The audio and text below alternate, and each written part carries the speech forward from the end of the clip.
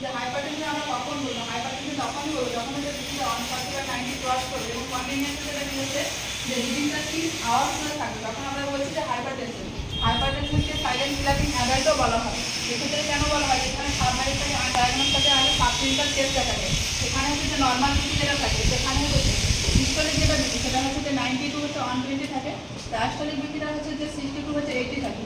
এখানে যদি আমরা অ্যাভারেজ ধরি তাহলে হচ্ছে কি হচ্ছে 120 বা 80 mm অফ 80 হচ্ছে যে নর্মাল বিপি।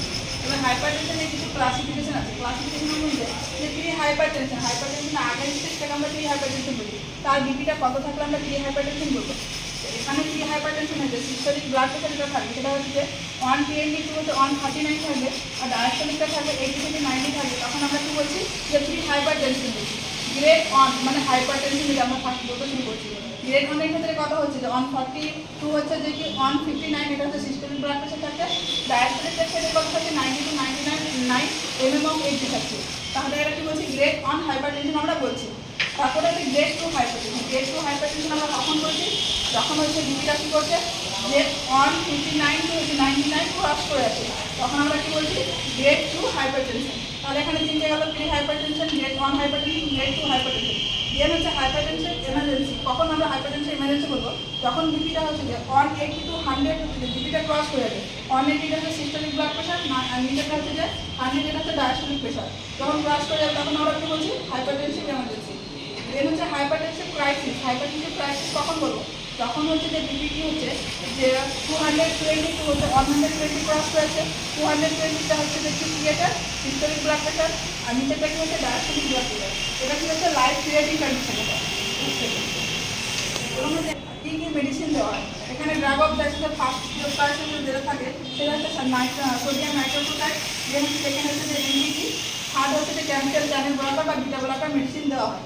এবার হচ্ছে যে normal biological clock. Normal biological clock কখন বলবে, যে কী থাকে, যে বিপি থাকে সব থেকে বেশি কখন পাওয়া যায়, বিপি সব থেকে বেশি কখন পাওয়া যায়, সব থেকে বেশি পাওয়া যায় 12টার সময় সব থেকে বেশি বিপি পাওয়া যায়। মিনিমাম কখন সব থেকে থাকে বিপি 4টা থেকে 5টা ভোরের দিকে কি হচ্ছে আর্লি মর্নিং, সেই সময়টা কি থাকে সব থেকে বিপি কম থাকে। এবার যদি কোনো মেডিসিন যদি প্রেসক্রাইব করা হয় বা যদি অ্যান্টি হাইপারটেনসিভ মেডিসিন খায়, তাহলে বেস্ট টাইম যেটা হচ্ছে সেটা হচ্ছে কি সকালবেলা 8টা থেকে 9টা, সেই টাইমটা কি মেডিসিনের সব থেকে বেস্ট টাইম। দেন হচ্ছে এগুলো কি গেল যে টাইপ এর হচ্ছে বিপি হচ্ছে যে কি হাইপারটেনশন ক্লাসিফিকেশন গেল। এবার হচ্ছে টাইপ কোন হাইপারটেনশন কী বলবো আমরা, তো ফার্স্ট যেটা হচ্ছে white coat hypertension. White coat হাইপারটেনশনটা কি, এখানে হচ্ছে হোম সেটিংয়ের বিপিটা কি থাকছে নর্মাল থাকছে, বাট যখনই হসপিটাল ডক্টর নার্স এদের নাম শুনছে তখন কি হচ্ছে স্টেজ বাড়ছে, এর ফলে কি সিস্টেমিক অ্যাক্টিভিটি ইনক্রিজ হচ্ছে, এর ফলে কি যে বিপিটা বাড়ছে। দেন হচ্ছে মার্কস হাইপারটেনশন। এক্ষেত্রে হোম সেটিংয়ে কি হচ্ছে যে বিপি নর্মাল থাকছে, বাট হসপিটালে যখন আসছে বিপি নর্মাল আছে, সেটাকে বলছে মার্কস হাইপারটেনশন। দেন হচ্ছে সিস্টোলিক হাইপারটেনশন। সিস্টোলিক হাইপারটেনশনে কি হচ্ছে, এখানে শুধু অনলি সিস্টোলিক বিপিটা কি হচ্ছে যে বাড়ছে, যখনই সিস্টোলিক বিপিটা বাড়ছে তখন কি হচ্ছে পালস পেপারটা কি পালস পেপার কি হচ্ছে যে অয়েল বেড়ে যাচ্ছে। কী করে বাড়ছে, আমরা systolic blood pressure pulse paper কী করে বার করি, systolic blood pressure minus diastolic কী করে বার করি, তাহলে এখানে কি সিস্টোলিক থেকে ডায়াস্টোলিকটা বেড়ে যাচ্ছে, সিস্টোলিকটা বেড়ে যাচ্ছে, তাহলে এখানে পালস প্রেশার ইনক্রিজ হচ্ছে। অপোজিটটা কি হচ্ছে ডায়াস্টোলিক হাইপারটেনশন। এখানে কি হচ্ছে যে ডায়াস্টোলিকটা বেড়ে যাবে বা সিস্টোলিকটা নর্মাল থাকবে, এক্ষেত্রেও পালস প্রেশারে চেঞ্জ আসবে।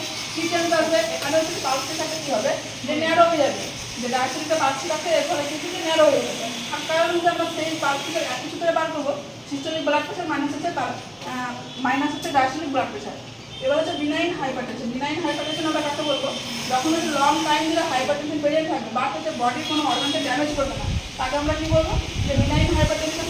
তারপরে হচ্ছে যে ম্যালিগন্যান্ট হাইপারটেনশন। ম্যালিগন্যান্ট হাইপারটেনশন আমরা কাকে বলছি, যারা হচ্ছে সাডেনলি হাইপারটেনশন হচ্ছে, বিপিটা নিচে হচ্ছে, বা হচ্ছে এর সঙ্গে সঙ্গে কী করছে যে বডি অর্গান যেগুলো আছে সেগুলোকে কী হচ্ছে ড্যামেজ করতে শুরু করছে, তখন আমরা তাকে কী বলছি যে ম্যালিগন্যান্ট হাইপারটেনশন বা হাইপারটেনশন ক্রাইসিস বলছি। এখানে যে মোস্ট কমনলি যে মানে অর্গানটা ইনভলভ হয় সেটা হচ্ছে কিডনি। তাহলে হাইপারটেনশন বেশি হলে কোন অর্গানটা ড্যামেজ হচ্ছে, কিডনি। দেন হচ্ছে পিএইচ মানে হচ্ছে যে প্রেগনেন্সি, মানে প্রেগনেন্ট মাদের ক্ষেত্রে যে বিপি বাড়ে, পিআইএচ এর ফুল ফর্ম হচ্ছে প্রেগনেন্সি ইনডিউস হাইপারটেনশন। এক্ষেত্রে হচ্ছে জেস্টেশনাল হাইপারটেনশন। জেস্টেশনাল হাইপারটেনশন কি অনেকটা বিপি ইনক্রিজ থাকবে, বাট যখন হচ্ছে যে পিরিয়েক্লামস আমরা কখন বলবো, যখন হচ্ছে বিপি ইনক্রিজ থাকবে, প্রোটিনগুলো থাকবে, সঙ্গে কি হচ্ছে এডিমাও থাকবে, তখন আমরা বলছি যে প্রিএক্লামসিয়া। এগুলো কি হচ্ছে পিআইএইচ এর পার্ট এগুলো, ঠিক আছে। তারপরে হচ্ছে এক্লামসিয়া। এক্লামসিয়ার ক্ষেত্রে কি হচ্ছে যদি এক্লামসে যা সাইড সিস্টেমগুলো সেগুলো থাকবে, BP increase, protein urea, enema এগুলো থাকবে, সঙ্গে কী হচ্ছে যে সিরিয়াল পেটেন্ট থাকবে, তখন আমরা এক্লামসিয়া বলছি।